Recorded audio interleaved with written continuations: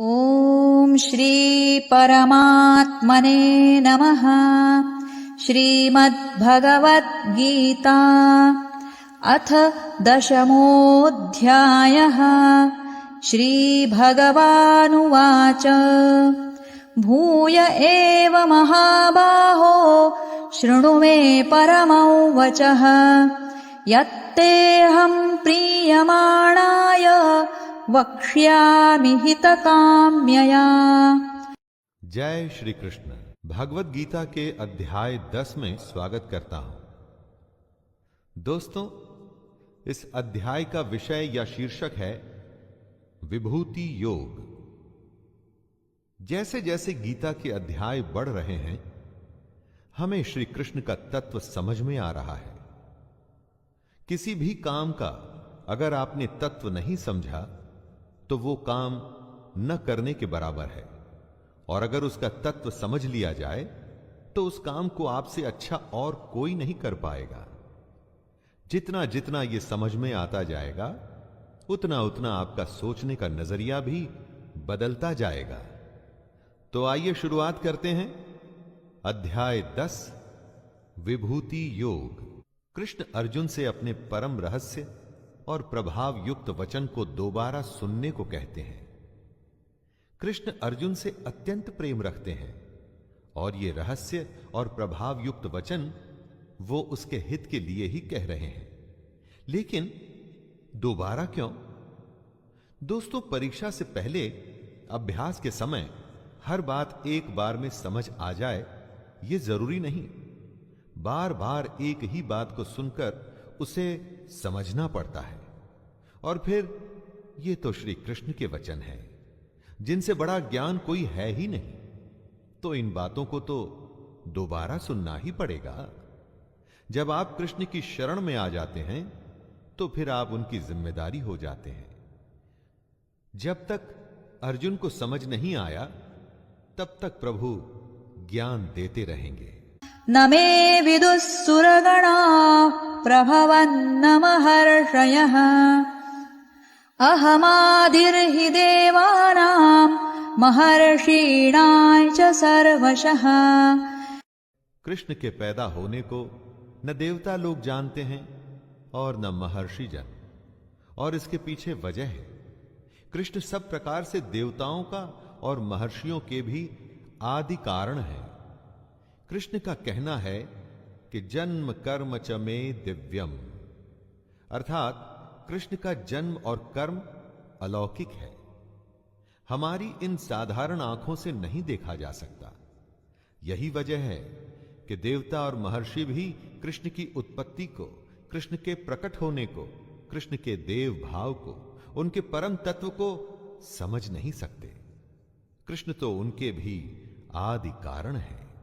यो मामजमनादि च वेत्ति लोकमहेश्वरम् असम्मूढः समर्थ्येषु सर्वपापैः प्रमुच्यते। कृष्ण अजन्मा है, यानी कि जन्म से रहित, अनादि है। अनादि उसको कहते हैं जो आदि रहित हो एवं सबका कारण हो, और जो ये बात जानता है कि कृष्ण ही लोकों का महान ईश्वर तत्व है, वह मनुष्य संपूर्ण पापों से मुक्त हो जाता है और पुनर्जन्म को प्राप्त नहीं होता। कृष्ण यहां पर कुछ अपनी ही बताई बातों को दोहरा रहे हैं, दोबारा बता रहे हैं ताकि समझने में कोई चूक ना हो। वो चाहते हैं कि हर कोई उनके ईश्वर तत्व को समझे, ये जाने कि आखिर कैसे पूरे संसार में जीव और निर्जीव में श्री कृष्ण की ही छवि है। बुद्धिर्ज्ञानमसम्मोहः क्षमा सत्यं दमः शमः सुखं दुःखं भवो भावो भयं चाभयमेव च अहिंसा समता तुष्टिस्तपोदानं यशो यशः भवन्ति भावा भूतानां मत्त एव पृथग्विधाः। जीवन में हर स्थिति अपने साथ एक नया ही भाव लेके आती है। जैसी सिचुएशन होती है ना दोस्तों, उसी तरह की फीलिंग हमारे अंदर आती है। इन सब भावों के बारे में बताते हुए कृष्ण कहते हैं, निश्चय करने की शक्ति, यथार्थ ज्ञान, असम्मूढ़ता, क्षमा, सत्य, इंद्रियों का वश में करना, मन का निग्रह तथा सुख दुख, उत्पत्ति प्रलय और भय अभय तथा अहिंसा, समता, संतोष, तप इंद्रियादि को तपाकर जब शुद्ध किया जाता है तो उसे ही तप कहते हैं। दान, कीर्ति और अपकीर्ति, ऐसे ये प्राणियों के जितने भी भाव हैं, ये मुझसे ही होते हैं। यानी हमारे हर भाव के कारण कृष्ण ही हैं। महर्षयः सप्त पूर्वे चत्वारो मनवस्तथा मद्भावा मानसा जाता येषां लोक इमाः प्रजाः। हम सब के होने से पहले दुनिया में कुछ और था। उसी को बताते हुए कृष्ण कहते हैं, वो थे 7 महर्षि जन। इन 7 महर्षि जन से भी पहले थे 4 सनकादि, अर्थात मन, बुद्धि, चित्त और अहंकार। स्वयंभुव आदि 14 मनु, ये सब के सब कृष्ण के संकल्प से ही उत्पन्न हुए। कृष्ण की ही प्रेरणा से ये सब पैदा हुआ। इन्हीं सब की संसार में हम सब संपूर्ण प्रजा हैं। हमारे आने से पहले ये सब थे और इनकी होने की वजह थे कृष्ण। जब कुछ भी नहीं था तब कृष्ण थे, जब कुछ नहीं रहेगा तब दोबारा सब कुछ की उत्पत्ति के लिए भी कृष्ण ही होंगे। दोस्तों, एतां विभूतिं योगं च मम यो वेत्ति तत्त्वतः सोऽविकम्पेन योगेन युज्यते नात्र संशयः। क्यों है ये दुनिया, कैसे बनी ये दुनिया? ये सबसे स्वाभाविक सवाल हैं जो सोचने वाले के मन में आते ही हैं। इसी के लिए कृष्ण कहते हैं कि जो पुरुष उनके इस परम ईश्वरीय रूप विभूति को और योग शक्ति को तत्व से जानता है, वो सबसे बड़ा ज्ञानी है। लेकिन ये योग शक्ति तत्व आखिर है क्या? जो कुछ है वो सिर्फ दृश्य मात्र संसार है, सब भगवान की माया है और एक कृष्ण ही सर्वत्र परिपूर्ण है, जो हर किसी में है। बस ये जानना ही तत्व को जानना है। दोस्तों, जो पुरुष इस तत्व को समझ जाता है वो निश्चल भक्ति योग से युक्त हो जाता है। अहं सर्वस्य प्रभवो मत्तः सर्वं प्रवर्तते इति मत्वा भजन्ते मां बुधा भाव समन्विताः। इस जगत में जो हम देखते हैं, जो सुनते हैं, जो ग्रहण करते हैं, उससे हमारे मन में कुछ भाव पैदा होते हैं। लेकिन कहां से आते हैं ये भाव? कभी सोचा है ये आपने? कुछ पाने का, कुछ छोड़ने का मन करता है। इसी के लिए कृष्ण कहते हैं, मैं ही संपूर्ण जगत की उत्पत्ति का कारण हूं और मुझसे ही सब जगत चेष्टा करता है। हम जो भी कोशिश करते हैं, हमारे सारे भाव, हमारी हर चेष्टा के पीछे कृष्ण है। तो दोस्तों, जरा सोचिए, जब आप श्रद्धा और भक्ति से बुद्धिमान बनकर उस परमेश्वर को निरंतर भजेंगे तो कैसे भाव आएंगे आपके मन में? जब आप अच्छे कर्म करेंगे तो ऐसा हो नहीं सकता कि आपके मन में बुरे भाव आए। मच्चित्ता मद्गत प्राणा बोधयन्तः परस्परं कथयन्तश्च मां नित्यं तुष्यन्ति च रमन्ति च। मदगत प्राणा अर्थात उस ईश्वर के लिए जिसने अपना जीवन अर्पण कर दिया है। कृष्ण में मन लगाने वाले और उन्हीं में अपने प्राणों को अर्पण करने वाले आपस में जब कृष्ण या परमेश्वर के बारे में चर्चा करते हैं तो उसका प्रभाव बहुत बड़ा होता है। इसीलिए सत्संग या हर सुबह और शाम की आरती को बहुत महान बताया गया है। जब सच्चे मन से कृष्ण को मानने वाले आपस में कृष्ण का कथन करते हैं तो वो हर तरह से कृष्ण में ही रमण करते हैं, कृष्ण में ही रहते हैं और फिर एक दिन उसी को प्राप्त भी होते हैं। तेषां सततयुक्तानां भजतां प्रीतिपूर्वकं ददामि बुद्धियोगं तं येन मामुपयान्ति ते। दोस्तों, स्कूल, कॉलेज, यूनिवर्सिटी में जब आप पढ़ते हैं, किसी कैंप में अपनी विशेष ट्रेनिंग के लिए जाते हैं, तो क्या होता है? दिन रात आप अपने ही जैसे एक विद्या को साधने वाले बहुत सारे लोग आपस में अपने चुने हुए विषय या खेल के बारे में बातें करते हैं, डिस्कस करते हैं, बातों को समझते हैं और एक दूसरे को ठीक भी करते हैं, सीखते हैं और सिखाते हैं। सत्संग और परमेश्वर की साधना भी तो वही है। योग और क्या है? जब निरंतर उसके ध्यान में लगे रहेंगे तभी तो तत्व ज्ञान रूप योग की प्राप्ति होगी। जिस दिन योग प्राप्त हो गया दोस्तों, तो समझिए सब कुछ हो गया। तेषामेवानुकम्पार्थम् अहमज्ञानजन्तमः नाशयाम्यात्मभावस्थो ज्ञानदीपेन भास्वता। जिसने हमारे ऊपर कृपा करनी है वो तो असल में हमारे अंदर ही है, हमारे पास ही है, न काबे में न कैलाश में। हमारे अंदर रह के वो हमारे अंदर के अज्ञान को नष्ट करता है। लेकिन ये सब अपने आप तो हो ही नहीं सकता, कुछ तो चेष्टा हमको भी करनी होगी। सिर्फ सच्चे मन से उसके बारे में सोचना होगा, सच्चे मन से अपना कर्म, अपना कर्तव्य निभाना होगा, अपनी इच्छाओं और मोह को छोड़ना होगा। हमारे ऐसा करने के बाद सारा काम उसी का है। परमेश्वर ना तो हमारे कर्म और ना ही हमारे योग को कभी नष्ट नहीं होने देंगे। इसी तरह से वो हमें मुक्ति देंगे। अर्जुन उवाच परं ब्रह्म परं धाम पवित्रं परमं भवान् पुरुषं शाश्वतं दिव्यम् आदिदेवमजं विभुम् आहुस्त्वामृषयः सर्वे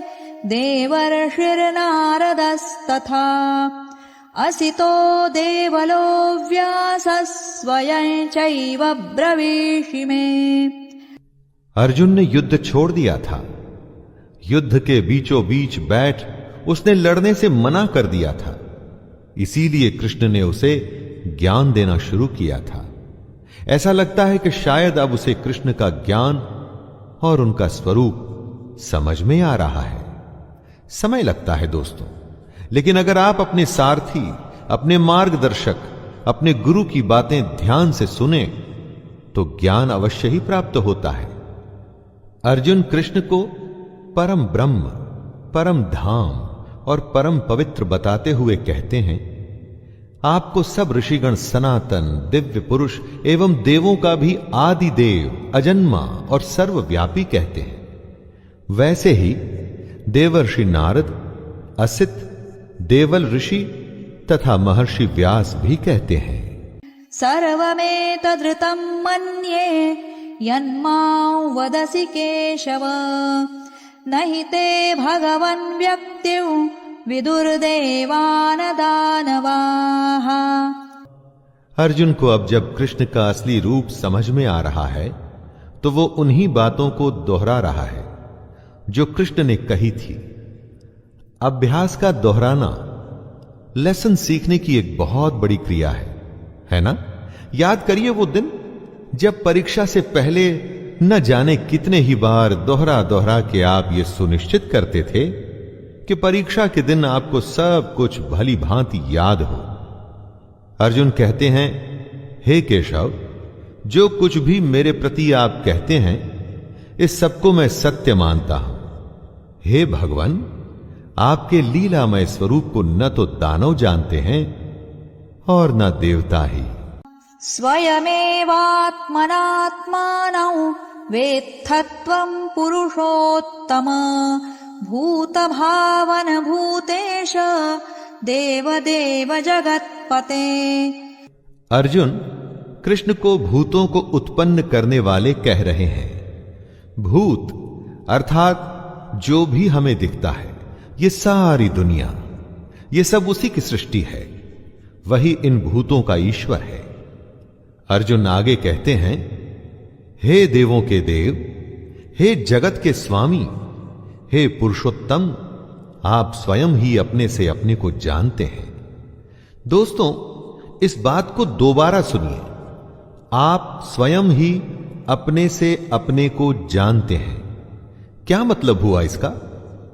कृष्ण हमारे अंदर होते हैं और हमारे अंदर रहते हुए ही वो हमारे अंदर वो भाव जगाते हैं जिससे हम कृष्ण के असली रूप को जान सकें। तो ये तो वही बात हुई कि अपने से अपने को जानना, है ना? वक्तुमर्हस्य शेषेण दिव्या ह्यात्मविभूतयः याभिर्विभूतिभिर्लोकान् इमांस्त्वं व्याप्य तिष्ठसि। ज्ञान का मार्ग आसान नहीं है। जो जानना चाहता है वो कभी रुकता नहीं, उसे और जानना होता है। ऐसे ही अर्जुन के साथ भी हो रहा था। कृष्ण के स्वरूप का ज्ञान अभी अर्जुन के लिए बाकी था। उसका संशय खत्म होना शुरू हुआ था, लेकिन पूरी तरह से खत्म नहीं हुआ। इसीलिए वो कृष्ण से कहते हैं, आप ही अपनी उन दिव्य विभूतियों को संपूर्णता से कहने में समर्थ हैं, जिन विभूतियों द्वारा आप इन सब लोगों को व्याप्त करके स्थित हैं। अर्जुन कृष्ण से उनकी विशेषता, उनकी खासियत जानना चाहता है, और वो ये भी जानता है कि अपनी विशेषता के बारे में सिर्फ और सिर्फ कृष्ण ही कह सकते हैं और कोई नहीं। कथं विद्यामहं योगिंस् त्वां सदा परिचिन्तयन् केषु केषु च भावेषु चिन्त्योऽसि भगवन्मया। अर्जुन अपने सवाल को बढ़ाते हुए पूछ रहा है कि वो किस प्रकार निरंतर चिंतन करता हुआ कृष्ण को जाने और किन किन भावों से कृष्ण उसके द्वारा चिंतन करने योग्य हैं। कैसे वो निरंतर कृष्ण का चिंतन करे और वो कौन से भाव हैं जिनसे वो कृष्ण के बारे में सोचे। अर्जुन की इस पिपासा, जिज्ञासा से हमें यह सीखना चाहिए दोस्तों कि जब तक कि ज्ञान पूरा न मिल जाए हमें रुकना नहीं चाहिए। इसी तरह की निष्ठा, इसी तरह की तन्मयता यानी कि लगन आपको अपने क्षेत्र में बेस्ट बनाती है या वर्ल्ड चैंपियन बनाती है। विस्तरेणात्मनो योगौ विभूते च जनार्दन भूयः कथय तृप्तिर्हि शृण्वतो नास्ति मे मृतम्। अर्जुन कृष्ण की योग शक्ति विभूति के बारे में विस्तार पूर्वक जानना चाहता है। कृष्ण के वचन सुन अर्जुन के विषाद से भरे मन को आराम मिल रहा था। वो उनकी बातें और सुनना चाहता था। उसको अभी भी शांति प्राप्त नहीं हुई थी, बल्कि उसकी जिज्ञासा और भी बढ़ गई थी। ये पहचान थी दुनिया के सबसे बड़े धनुर्धर की। वो रुकता नहीं था जब तक कि अपने अभ्यास में, अपने काम में सर्वश्रेष्ठ, दी बेस्ट न हो जाता। दोस्तों, आप अपने जीवन में कब संतुष्ट होते हैं? एवरेज होके या दी बेस्ट होके? श्री भगवानुवाच हन्तते कथयिष्यामि दिव्या ह्यात्मविभूतयः प्राधान्यतः कुरु श्रेष्ठ नास्त्यन्तो विस्तरस्य मे। अर्जुन कृष्ण का विस्तार, उनकी सीमा जानना चाहता है। कृष्ण सादगी से कहते हैं, तू मेरी विभूति, मेरी विशेषता के बारे में सुन, क्योंकि मेरे विस्तार का तो कोई अंत ही नहीं। दोस्तों, कृष्ण की क्या सीमा है? वो कहां तक जाते हैं? वो हम लोगों के लिए या अर्जुन के लिए यह जानना संभव है क्या? ना, ये संभव नहीं है दोस्तों। जो अनादि और अनंत है, यानी कि जिसका कोई आरंभ ही नहीं, जिसका कोई अंत नहीं, विदाउट बिगिनिंग और एन एंड, उसके विस्तार को आप कैसे समझोगे? हां, लेकिन जरूरी है कृष्ण के स्वरूप को समझना, और वही बात स्वयं कृष्ण समझा रहे हैं। अहमात्मा गुडाकेश सर्वभूताशय स्थितः अहमादिश्च मध्य च भूतानामन्त एव च। कृष्ण कहते हैं, हे अर्जुन, मैं सब भूतों के हृदय में स्थित सबकी आत्मा हूं तथा संपूर्ण भूतों का आदि, मध्य और अंत भी मैं ही हूं। हमारे अंदर जो आत्मा स्थित है, जिससे हमको मिलना है, जिसको हमें जानना है, वो कृष्ण ही है। हमारी शुरुआत, मध्य और आखिरी पड़ाव भी कृष्ण ही है। कई बार जब हम कुछ करते हैं तो अंदर से आवाज आती है कि ये सही है या ये गलत है। कौन होता है वो जो आपको ये बताता है? हमारी अंतरात्मा यानी कृष्ण, जो अपने अंदर की इस आवाज को निरंतर सुनने लगते हैं। उनकी गट फीलिंग कभी गलत नहीं होती दोस्तों।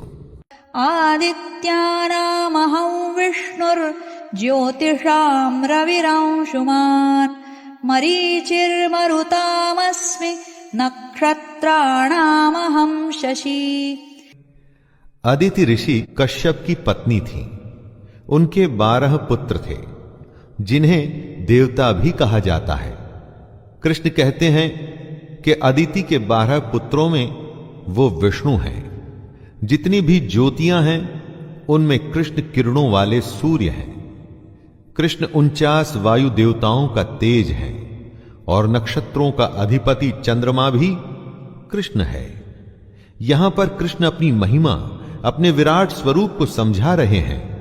सिर्फ बातों की परिभाषा न समझिए दोस्तों, उनमें छुपा तत्व, उसके अंदर की गहरी बात को समझिए। जितनी भी ज्योतियां हैं, उनमें जो सूर्य है वो कृष्ण है। क्या आप और किसी ज्योति को जानते हैं जो सूर्य से अधिक तेज हो? वेदानां सामवेदोऽस्मि देवानामस्मि वासवः इन्द्रियाणां मनश्चास्मि भूतानामस्मि चेतना। कृष्ण अपने को वेदों में साम वेद बताते हैं। चारों वेदों में कृष्ण ने खुद को साम वेद बताया है। जितने भी देव हैं, उनमें वो इंद्र हैं। हमारी जो 5 इंद्रियां हैं, उनमें कृष्ण मन है। मन को जीत लेने पर इंद्रियों को वश में करना मुश्किल नहीं होता। इसीलिए कृष्ण हमेशा मन पर विजय पाने की बात करते हैं।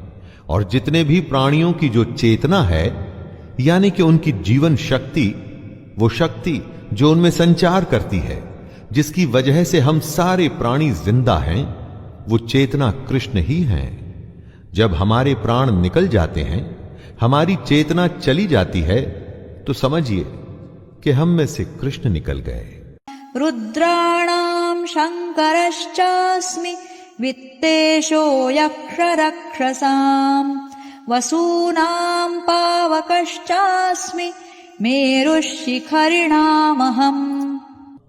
ऋग्वेद में रुद्र को बलवानों में सबसे अधिक बलवान कहा गया है।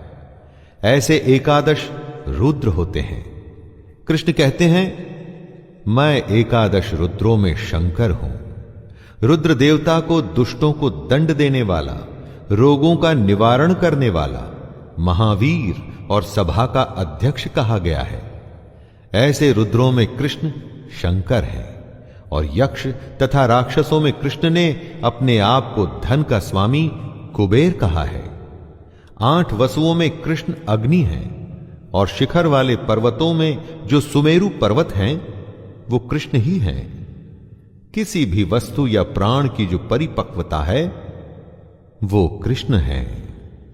पुरोधसाय च मुख्यं मां विद्धि पार्थ बृहस्पतिम् सेनानीनामहं स्कन्दः सरसामस्मि सागरः।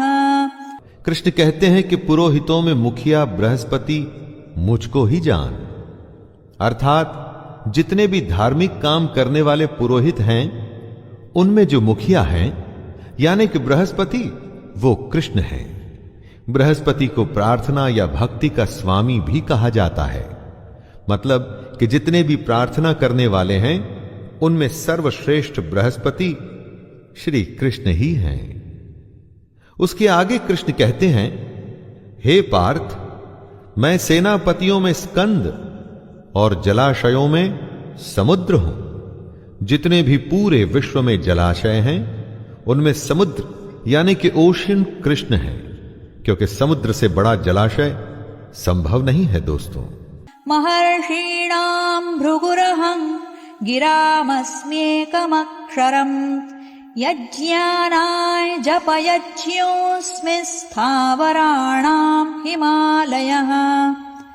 7 महर्षियों में से एक थे ऋषि भृगु, ज्योतिष के विद्वान, जिन्होंने भृगु संहिता की रचना भी की थी। कृष्ण कहते हैं कि महर्षियों में वो भृगु हैं। ऐसा कहा जाता है कि भृगु ब्रह्मा के मानस पुत्र थे, अर्थात माइंड बॉर्न, वो पुत्र जो ब्रह्मा के मानस से निकले थे। भृगु ऋषि के वंशजों को ही भार्गव भी कहा जाता है। इसके आगे कृष्ण कहते हैं कि शब्दों में एक अक्षर अर्थात ओंकार वो ही है। ओंकार वो ब्रह्मांड विस्फोट, बिग बैंग के समय निकला आदि शब्द है, वो ओंकार कृष्ण है। सब प्रकार के यज्ञों में कृष्ण जप यज्ञ है और स्थिर रहने वालों में हिमालय पहाड़ है। अश्वत्थः सर्ववृक्षाणां देवर्षीणाय च नारदः गन्धर्वाणाय चित्ररथः सिद्धानां कपिलो मुनिः। जितने भी वृक्ष हैं उनमें से कृष्ण ने अपने आप को अश्वत्थ कहा है।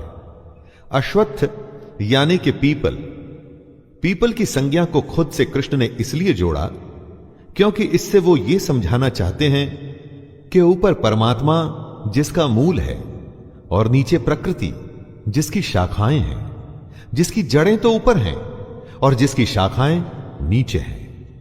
नीचे प्रकृति और ऊपर परमात्मा। इसीलिए सब वृक्षों में कृष्ण अपने को पीपल का वृक्ष कहते हैं। देवर्षियों में कृष्ण, नारद मुनि और गंधर्वों में चित्ररथ और सिद्धों में कपिल मुनि कृष्ण ही हैं। उच्चैश्रवसमश्वानां विद्धि माममृतोद्भवम् ऐरावतं गजेन्द्राणां नराणां च नराधिपम्। कृष्ण अपने को घोड़ों में अमृत के साथ उत्पन्न होने वाला उच्चैश्रवा नामक घोड़ा बताते हैं।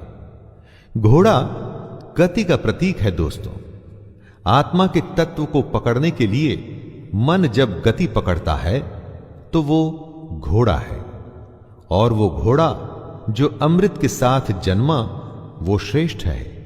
दुनिया में हर वस्तु नाशवान है, लेकिन आत्मा अजर अमर है, यानी अमृत स्वरूप। दोस्तों, श्रेष्ठ हाथियों में कृष्ण ऐरावत नामक हाथी है, और मनुष्यों में जो राजा है वो कृष्ण है। हर एक अवस्था या वस्तु में जो सबसे श्रेष्ठ है वही कृष्ण है। आयुधानामहं वज्रं धेनूनामस्मि कामधुक् प्रजनश्चास्मि कन्दर्पस् सर्पाणामस्मि वासुकिः। दोस्तों, आपने बहुत बड़े बड़े वेपन्स देखे होंगे युद्धों में या फिल्म्स में। पुराने समय में एक शस्त्र होता था वज्र, जिससे बड़ा कोई शस्त्र नहीं होता था। यह वज्र दधीचि ऋषि की अस्थियों से बना था, इसलिए यह श्रेष्ठ था। सब शस्त्रों में कृष्ण ही वज्र है। गौओं में अपने आप को कृष्ण बता रहे हैं कामधेनु। पुरुष और नारी अगर साथ नहीं आएंगे तो यह दुनिया खत्म हो जाएगी। और जब शास्त्र द्वारा बताई गई रीति से संतान की उत्पत्ति करते हैं तो उस संतान को उत्तम बताया जाता है। शास्त्रोक्त रीति से संतान की उत्पत्ति का जो हेतु है वो कामदेव, वो भी कृष्ण है। सर्पों में सर्पराज, जी हां वासुकी, वो भी कृष्ण ही हैं। अनन्तश्चास्मि नागानां वरुणो यादसामहम् पितॄणामर्यमा चास्मि यमः संयमतामहम्। कृष्ण कहते हैं, नागों में मैं शेष नाग हूं। शेष नाग वो नाग है जिसके 1000 फन होते हैं, इसीलिए इन्हें अनंत शेष नाग कहा जाता है। विष्णु भगवान इसी पर विराजमान होकर के सोते हैं। पौराणिक कथाओं में ऐसा कहा गया है कि हमारी धरती को शेष नाग ने ही धारण किया हुआ है। जलचरों में कृष्ण अधिपति वरुण देवता है और पितरों में अर्यमा नामक पितर है, तथा शासन करने वालों में यमराज मैं ही हूं, ऐसा कृष्ण कहते हैं। जीवन के हर क्षेत्र से कोई ना कोई एक उदाहरण चुन लीजिए, उसकी विशेषता और श्रेष्ठता में आपको कृष्ण ही नजर आएंगे। यही बात हमें कृष्ण समझा रहे हैं कि वे क्या हैं। प्रह्लादश्चास्मि दैत्यानां कालः कलयतामहम् मृगाणां च मृगेन्द्रोऽहं वैनतेयश्च पक्षिणाम्। दैत्यों में कृष्ण प्रह्लाद है, वही प्रह्लाद जो हिरण्यकश्यप का पुत्र था। लाखों कोशिशों के बावजूद जिसे हिरण्यकश्यप मार नहीं पाया था। कृष्ण आगे कहते हैं कि गणना करने वालों का समय वो ही है। क्षण, घड़ी, दिन, पक्ष, मास आदि में जो समय है वो कृष्ण ही है। दोस्तों जरा सोचिए, जब समय बीतता है तो क्या होता है? समय को अगर आपको डिफाइन करना हो तो क्या कर पाएंगे आप? क्या चीज है समय? हर पल हर समय जो बीत रहा है, लेकिन उसे समझाना या समझना बहुत ही मुश्किल है। और वही समय कृष्ण है। पशुओं में कृष्ण सिंह है और पक्षियों में वो गरुड़ है। पवनः पवतामस्मि रामः शस्त्रभृतामहम् झषाणां मकरश्चास्मि स्रोतसामस्मि जाह्नवी। यज्ञ से सारा माहौल, सारा वातावरण शुद्ध हो जाता है। ऐसी पवित्र करने वाली वायु कृष्ण है। वायु के बिना जीवित रहना असंभव है। बुरे से बुरे प्रदूषण से जब वातावरण बिगड़ जाता है, तब शुद्ध वायु ही उसको पवित्र करके सांस लेने लायक बनती है। और ये वायु कृष्ण है। जो शस्त्र उठाते हैं, युद्ध करते हैं, उनमें कृष्ण श्री राम है। मर्यादा पुरुषोत्तम दशरथ पुत्र राम, रावण का वध कर धर्म की स्थापना करने वाले राम। मछलियों में कृष्ण मगरमच्छ है और नदियों में कृष्ण श्री भागीरथी की गंगा जी है। भगीरथ ऋषि के तप से जो गंगा धरती पर आई थी और जिसे शिव ने अपनी जटाओं में समाहित किया था, वही पवित्र गंगा कृष्ण है। सर्गाणामादिरन्तश्च मध्यं चैवाहमर्जुन अध्यात्मविद्या विद्यानां वादः प्रवदतामहम्।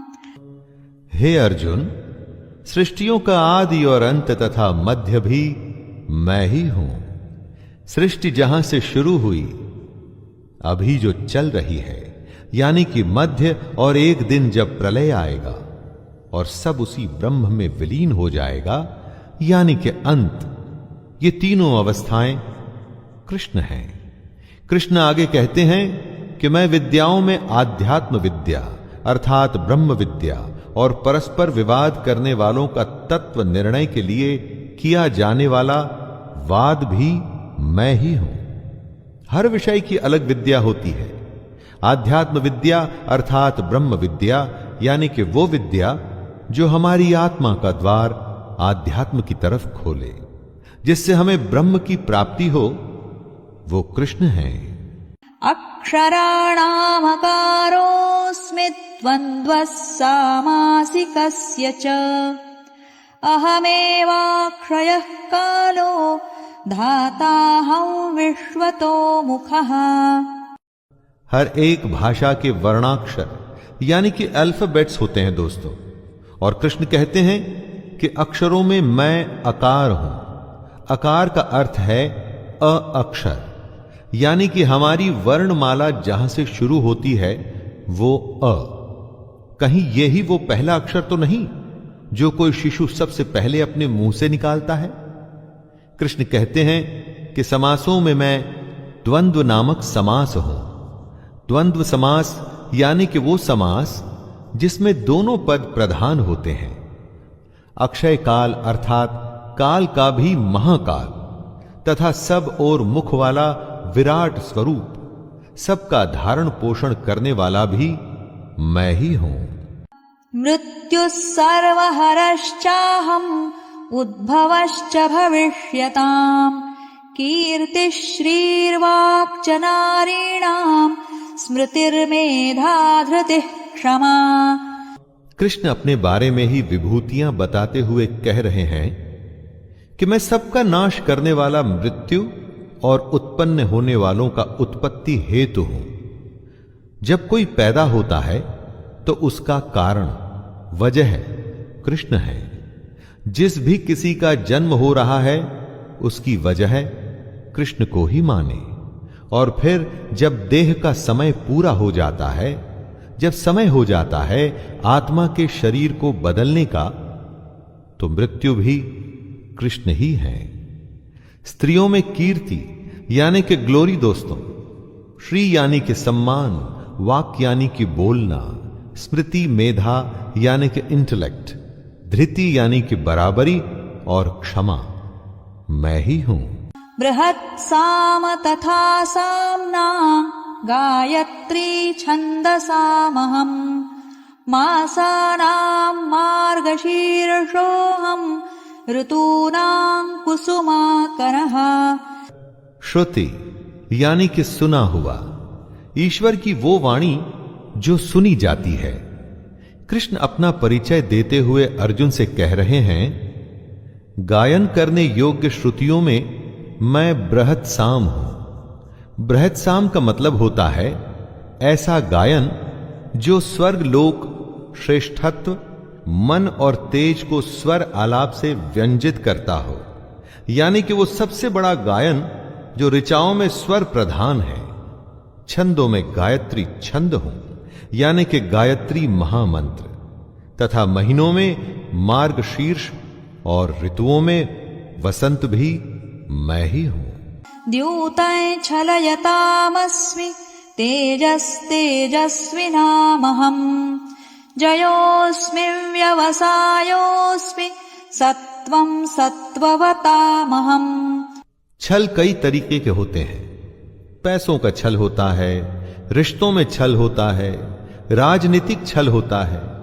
जैसे दोस्तों क्रिकेट में मैच फिक्सिंग जैसे छल भी तो होते हैं ना। जितने भी छल हैं इनमें सबसे भयंकर छल कौन सा होता है वो जानते हैं? जो पल में कुछ भी करने की क्षमता रखता हो वो है जुआ। इसीलिए कृष्ण कहते हैं कि मैं छल करने वालों में जुआ हूं। प्रभावशाली पुरुषों का जो प्रभाव है, उनका जो ओज है, वो भी कृष्ण ही है। जो जीत जाते हैं उनकी विजय कृष्ण है। निश्चय करने वालों का निश्चय और सात्विक पुरुषों का सात्विक भाव भी कृष्ण ही है। वृष्णीनां वासुदेवोऽस्मि पाण्डवानां धनञ्जयः मुनीनामप्यहं व्यासः कवीनामुशना कविः। यादवों के अंतर्गत एक वृष्णि वंश भी था। उसी के संदर्भ में कृष्ण कहते हैं कि वृष्णि वंशियों में मैं वासुदेव हूं, अर्थात जो इस समय स्वयं अर्जुन के सामने खड़े थे वो कृष्ण। कृष्ण आगे कहते हैं कि पांडवों में वो धनंजय है, अर्थात अर्जुन। पांडवों में हर किसी के पास गुणों की कमी नहीं थी, लेकिन उनमें सर्वश्रेष्ठ अर्जुन ही थे। तो स्वाभाविक ही है कि उन सब में से अगर कोई कृष्ण हो सकता था तो अर्जुन। मुनियों में वो वेद व्यास है, महाभारत के महान रचयिता, और कवियों में शुक्राचार्य कवि भी कृष्ण ही हैं। दण्डो दमयतामस्मि नीतिरस्मि जिगीषताम् मौनै चैवास्मि गुह्यानां ज्ञानै ज्ञानवतामहम्। मैं दमन करने वालों का दंड अर्थात दमन करने की शक्ति हूं। दबाने का काम सिर्फ शक्ति का काम होता है, उसमें और कुछ काम नहीं आता। इसीलिए जिन्होंने दमन करना है, दबाना है, उनके दबाने की शक्ति कृष्ण है। जीतने की इच्छा वालों की नीति हो। जीतने के लिए बहुत कुछ करना पड़ता है, श्रम, इच्छा शक्ति, अभ्यास और जाने क्या क्या, लेकिन बिना नीति के जीत संभव नहीं है दोस्तों। गुप्त रखने योग्य भावों का जो रक्षक होता है वो होता है मौन, और वह मौन मैं हूं। अगर मौन नहीं टूटेगा तो कभी गुप्त भाव भी प्रकट नहीं होगा, और ज्ञानवानों का तत्व ज्ञान भी मैं ही हूं। यच्चापि सर्वभूतानां बीजं तदहमर्जुन न तदस्ति विना यत् स्यान् मया भूतं चराचरम्। हे अर्जुन, जो सब भूतों की उत्पत्ति का कारण है वो भी मैं ही हूं, क्योंकि ऐसा चर और अचर कोई भी भूत नहीं जो मुझसे रहित हो। जिसमें प्राण हैं या जो निर्जीव हैं वो इस दुनिया में मेरे ही संकल्प से हैं। उसकी उत्पत्ति मुझसे ही हुई है और एक दिन उसने मुझ में ही विलीन हो जाना है। दोस्तों, जिनमें प्राण है उनकी आत्मा उसी परमात्मा कृष्ण का अंश है। कृष्ण उनमें हमेशा से विद्यमान है। अविद्या को हटाकर ज्ञान हासिल कर हम कृष्ण को अपने अंदर पा सकते हैं, और जो निर्जीव हैं वो प्रलय तक धरती पर मौजूद हैं और उसके बाद वापस से कृष्ण में ही मिल जाएंगे। नान्तोऽस्ति मम दिव्यानां विभूतीनां परन्तप एष तूद्देशतः प्रोक्तो विभूतेर्विस्तरो मया। कृष्ण अर्जुन को अपनी महिमा, अपना स्वरूप बता रहे थे। इसके बाद वो अर्जुन से कहते हैं कि हे परंतप, मेरी दिव्य विभूतियों का अंत नहीं है। मैंने अपनी विभूतियों का यह विस्तार तो तेरे लिए एक देश से अर्थात संक्षेप से कहा है।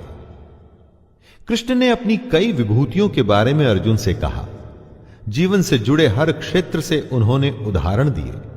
इतना कुछ कहने के बाद भी उनकी विभूतियों का अंत नहीं हुआ।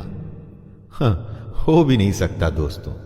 कृष्ण का कहना है कि उनका कोई विस्तार नहीं, वो तो बिना सीमा के हैं।